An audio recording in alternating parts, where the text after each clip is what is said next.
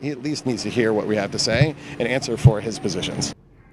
Tonight at 11, a push for transparency. Find out why a Georgia senator is getting called out by his constituents. Tonight, he's responding to their pleas. And Secretary of State Brian Kemp taking on the issue of casinos across Georgia. We'll tell you where he stands on the controversial topic. Plus, President Trump celebrating his milestone moment tonight. We'll tell you how he's reflecting and celebrating his first 100 days in office. Thanks for joining us. Covering Savannah, Hilton Head, Southeast Georgia, and the Low Country. This is WJCL 22 News. Thanks for joining us for WJCL 22 News at 11. I'm Carly McGuire. Megan Schiller has the night off. Senator David Perdue facing pushback for what his critics call a lack of presence and transparency. Now billboards saying, "Have you seen him?" are popping up throughout Georgia because they say he has not been answering to all of his constituents. But the senator says he's remained open and transparent throughout his time in office. WJCL's Steve King reports. Driving along I-95, you may see this billboard asking if you've seen Senator David Perdue. He will literally not show up to a town hall for 2 hours, take 2 hours out of his time. We're not asking for even multiple town halls. Members of the Georgia Alliance for Social Justice, 159 Georgia Together, and Savannah Taking Action for Resistance say the senator's office has not responded to any of their messages. And these 5 billboards across the state are intended to get him to answer questions from concerned constituents in person. He won't show up and answer questions from people, ordinary people who have real concerns about losing their health care and many other issues that we're dealing with, who are not chosen by him. So he needs to answer to everybody. He represents all of us, and we may not agree on some things, but he at least needs to hear what we have to say and answer for his positions. But the senator's office says that he is not avoiding voters, but that he does things differently. The senator recently said, quote, "I engage individually and in small groups, and I do a lot of that in this state. I get a better reaction and better information when I'm talking to people individually about their critical issues." Among the senator's recent public appearances are the NRA event this week in Atlanta, meeting the Georgia Teacher of the Year, and a telephone town hall with Representative Doug Collins last Thursday. However, critics say the telephone town hall was not enough. Because he doesn't have to face them in person, and again, he gets to choose the questions that he's answering. But Senator Perdue's office maintains he's been working day in and day out for the more than 10 million Georgians he represents. Steve King, WJCL 22 News. 3 of the billboards are along I-95 between Savannah and Brunswick, and the other 2 are in the metro Atlanta area. New tonight, Brian Kemp, Secretary of State, stopped by the WJCL 22 News studio, where he shared his thoughts on the push for casinos in the state. Kemp, who is also running for governor of Georgia, says that while he isn't completely supporting one side or the other, he doesn't think several new casinos would be the best move for the state. I'm not the current governor, and I'm not a policymaker right now, so I'm certainly, interested in talking to all sides. The one thing that does concern me is that there would be a broad expansion of casinos in Georgia. I definitely would not be for something like that. For the Secretary of State's take on crime in Savannah, the recent NRA conference, and his campaign for governor, you can visit our website, WJCL.com. A major milestone marked by new policies and some pushback from critics. But that's not stopping President Trump from celebrating his first 100 days in office. In a campaign-style rally, the president shut down naysayers and insisted that his administration has seen solid success so far. Matt Beccaro, reporting from our sister station tonight, takes us inside the rally. President Trump reverted to many of the familiar attack lines he made during the campaign on the media, on President Obama, and on Congress. But he said he is accomplishing a lot in his first 100 days, and he's just getting started. President Donald Trump. Under a banner of promises made, promises kept, President Trump walked in to see thousands of supporters in a state that helped him win the presidency. He's still relishing in the feat. We are keeping one promise after another, and frankly, the people are really happy about it. They see what's happening. In a campaign-style speech, the president listed what he considers his biggest accomplishment so far, swearing in a new Supreme Court justice, watching illegal border crossings drop, and getting tough on trade.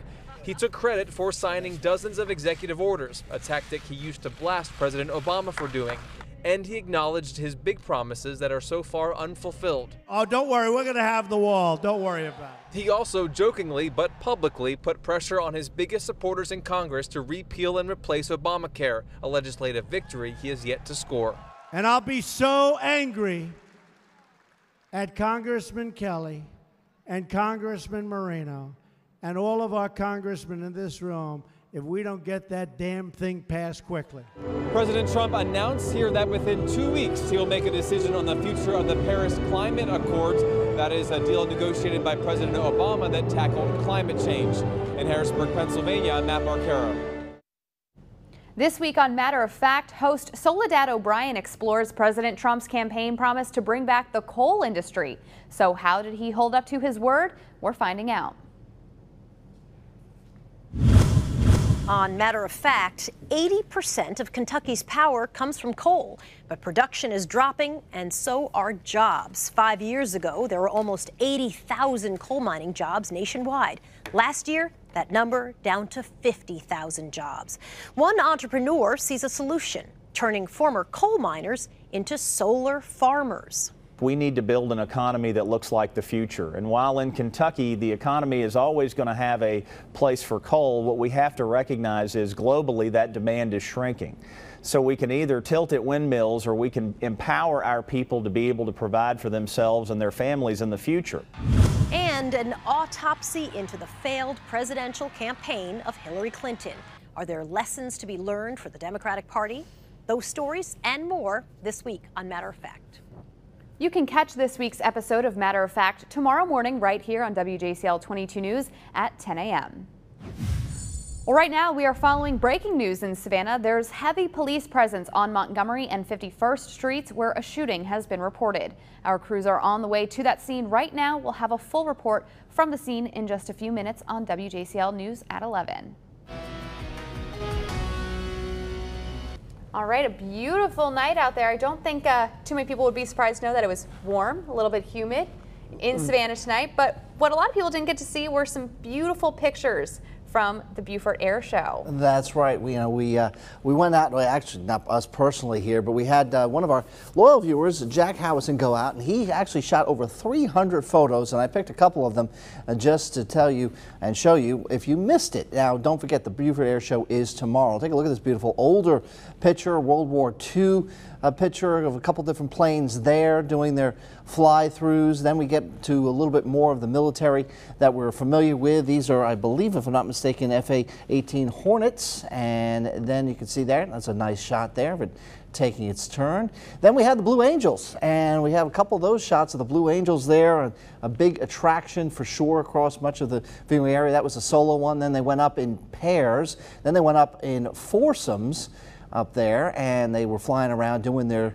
what they usually do in their air show there, their tricks and divots, and then they went up in a pair of 6, and then the last one there, they kind of split off. So just in case, I wanted to show you a little different perspective, a little montage for you. Now I'm going to actually, in my full forecast coming up in about 10 minutes from now, I'm actually going to have the weather forecast for tomorrow's event at the Beaufort Air Show. All right, looking forward to it. Keeping prescription pills off the street. Today, the Drug Enforcement Agency partnered with local and state agencies to host the 13th Pill Take Back Day. It's a collaborative effort to crack down on our nation's state of addiction. We spoke with organizers at one of the pickup locations who tells us just how easy it is for pills to end up in the wrong hands. You want to keep it out of reach of other family members as well. You know, sometimes kids can try to get the medications and they might think it's candy or something like that. So properly disposing of your medication can, you know, help get rid of that issue as well. Last year's Pill Take Back pulled more than 8,500 pounds of prescription drugs off the street across Georgia. Organizers are hoping to surpass those numbers this time around.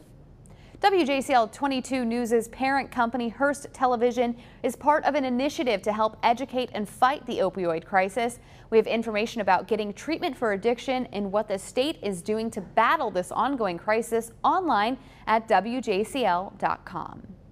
Standing up for America, that's exactly what people across our area did today. The Port Wentworth Parade and celebration was held in honor of all public service members and just an all-around chance to show some patriotism. It's very important for us to be here and show our respect to our country and to these men and women who serve. People enjoyed live entertainment, local food, and things capped off with a spectacular fireworks show. Celebrations wrapped up earlier this afternoon. Today, SCAD students brought a splash of color to Forsyth Park. The Sidewalk Arts Festival is a chance to showcase some spring art pieces. Current students, alumni, and even high school students got in on the fun, bringing their creativity to life on the sidewalk. This fun tradition has been around since the university's beginning. Big businesses putting in some time and effort across the community. Today, Georgia Ports Authority members teamed up with the Garden City Housing team to carry out some much-needed home repairs. A group of volunteers stopped by a local home, lending a helping hand on everything from carpentry to painting, even demoing a playhouse. It was really important for us to connect to the community. We want the community to know that, yeah, we're this big terminal and we invest a lot of money inside the facility, but it really doesn't matter if we're not touching the community in some way. And this is our way of doing that. We hope that we can do more of this. To learn more about this community mission or get involved yourself, visit GardenCityHousingTeam.com. A popular show held virtually hostage by hackers. Wait till you hear how much ransom is fueling the Netflix standoff. Our weather on the other hand is hot and dry, but will it last long or is rain on the way? Your Storm Tracker forecast is coming up after the break.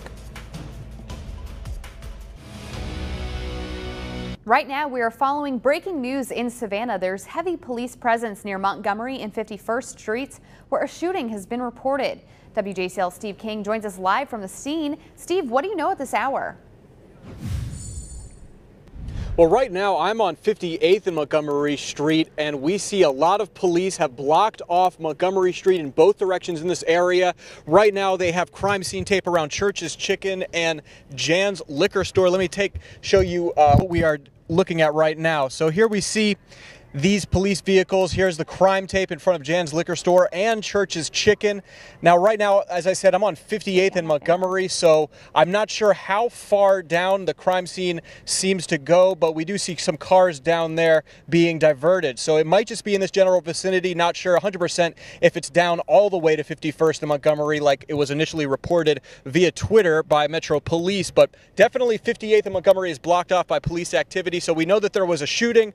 We don't know if anybody was hurt. We don't know if there's any suspect information at this time, and we are working to gather all of those facts. So stay with WJCL News, WJCL.com, as well as our Facebook and Twitter. We will keep you updated on the latest on this shooting. Reporting live in Savannah, Steve King, WJCL 22 News. All right, clearly a developing situation. Follow this breaking news update with our free WJCL News app. It's free in the Google Play and Apple App Stores. New tonight, a dozen people injured on their way home from a church trip after their van flipped on a North Carolina highway. All of those passengers are hospitalized tonight. 2 of them airlifted from the scene. Police say the crash was triggered by another car that rear-ended the loading van. The youngest person injured was 16 years old. Police are investigating the cause of the incident. Today, Pope Francis holding an Egyptian mass in Cairo. Security was on high alert during the open-air mass in the Muslim-majority nation, but faithful followers didn't let the intense security stand in their way of the experience. The Pope denounced religious extremism, which drives much of the violence across the region. New tonight, a cyber hacker holding one of Netflix's most popular shows hostage. 10 new episodes of the hit show Orange is the New Black reportedly leaked online more than a month before the season's release. The hacking group called the Dark Overload says their latest move came after Netflix refused to pay a ransom. The high-profile hack is also raising concerns for executives across the industry. I think it's going to be a wake-up call for the rest of Hollywood. That same group of hackers claims to have unreleased shows and movies from other companies. The FBI has now taken over the investigation. Well, if you were out and about today, you know how warm and humid it was, and more uncomfortable than we have experienced, even when temperatures did get into the upper 80s like earlier in the week and last week, for example. Now, today's high was 88 degrees, 7 degrees above the average of 81, and just a couple of degrees below, about 5 degrees below what the record was last year at 93 degrees. Currently 75 degrees out there. It's a southeast wind at 10 miles an hour, and the humidity is high once again. Have those ACs and those fans running. And same for Hinesville, 71 degrees there, partly cloudy skies across the region. Hour by hour in Claxon, we'll see partly cloudy skies there and temperatures holding into the 70s straight through the early morning period. Currently, we're seeing 70s on the board here from Baxley over to Darien up to Statesboro, Savannah, and even the Beaufort area in the low country. I showed you some beautiful pictures out at the air show in Beaufort today. And tomorrow, we'll also have another nice afternoon, although it will be warm and humid again at the air show, and I'll have that forecast for you in a little bit. Southeast winds here are currently across the area. We've got a lot of active weather across portions of the central United States, and all of this is tied to a front that's going to be working in our direction. Won't get here tomorrow. It will get here more likely going into Monday night, and the Futurecast shows that. Tomorrow morning early on, there'll be some clouds around. Overall, not too bad. Not looking at any fog tomorrow because it'll be a bit breezy in the morning.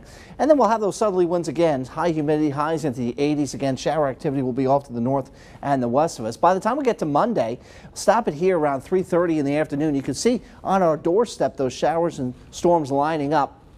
Right now, no indication that they'll be severe, but some could be strong with some gusty winds as that front approaches. And then overnight, it goes through the area and clears out for Tuesday. So Tuesday looking pretty good. A little lower humidity, mostly sunny skies, not too bad out there. Temperatures are still warm into the 80s. So the rain forecast looking into tomorrow, dry, but by Monday, 50% chance of rain. Then we get a break on Tuesday and Wednesday. We ramp up the rain chances towards the end of the week at 60%. How much rain may fall by the time 11 p.m. on Monday rolls around? Well, you can see here, this is our latest information with this computer model, the RPM.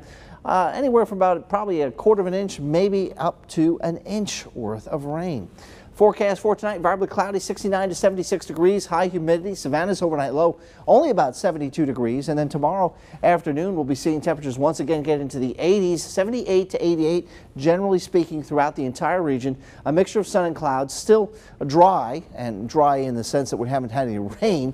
It's going to be humid, though, tomorrow afternoon. And here is the Beaufort Air Show. Again, you're looking at temperatures here into the lower 80s. Once again, starts gates open at around 9 o'clock, and the show will end around 4:30. If you don't plan on going to the air show, you want to go to the beach, well, make sure that you have sunscreen on way beforehand because the UV is going to be extreme. The boating, if you're out on a boat tomorrow, a little choppy out there, 3 to 4 feet. Now, the pollen forecast has taken a little hit here over the next 4 days with not quite as high a value, but still it's moderate on the scale there of 0 to about 12. And the 7-day forecast shows that we stay in the 80s through a good chunk of this 7-day period, although potentially getting into the upper 70s by the end of the weekend, beginning of next weekend. Several chances of rain, one Monday, and then looks like possibly Thursday and Friday towards the tail end of the week. All right, looking ahead to sports, some familiar names being announced in that draft. Absolutely. We're going to talk about them all. We've got a Georgia Southern guy, a local Savannah guy, all having their name called today. We've also got Georgia Southern baseball highlights and Braves highlights you're going to want to see. Stick around. Sports is next.